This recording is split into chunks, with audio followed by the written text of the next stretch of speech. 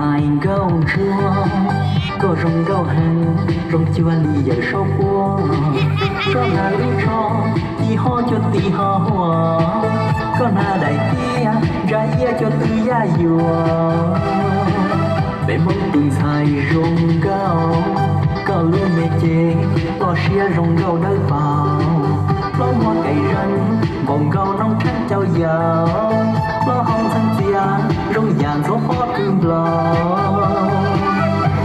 rồng gấu tiền tiền để mong từng xài công rùa hay lưu ba sinh một kế là bao thay chùa có tù già dữ vì nhẹ nên dân trí thua để mong thua tù bỏ coi những sai trí thua để mong thua tù bỏ coi những sai trí thua để mong từng xài rồng cao lúc gió mỏi nhẹ thì trong sầu có tao hào mấy ngọn con chua chỉ nhớ có gió tụ tao vì có gió bê hãy mong lúc rong bỏ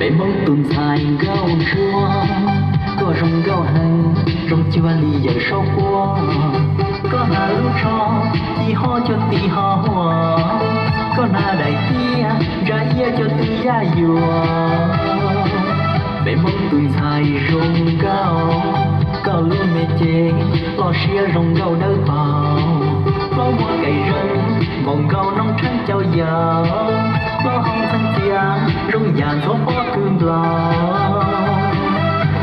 rồng gấu tiền tiền để mong từng xài công rùa hay lưu ba sinh một kế là bao thay chùa có tù già dữ vì nhẹ nên dân trí thua để mong thua tù bỏ coi những sai trí thua để mong thua tù bỏ coi những sai trí thua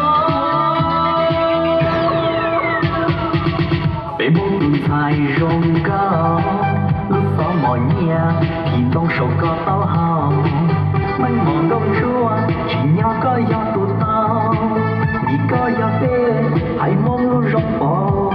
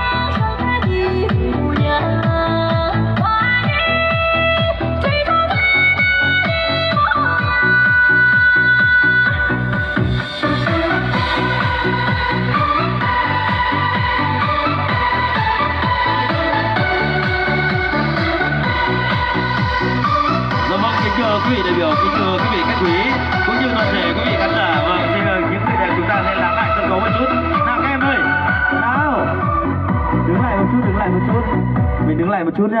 Kính thưa quý vị, và những tiết mục giao lưu của chúng ta đúng không ạ? Vâng ạ, Mạnh Hiếu thấy những người đẹp rất là tuyệt vời đúng không ạ? Có đẹp không ạ?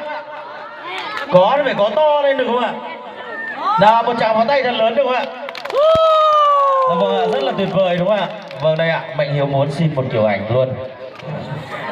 Vâng ạ, có 2-3 người chạy rồi. Chắc là sợ Mạnh Hiếu to hơn cho nên chạy.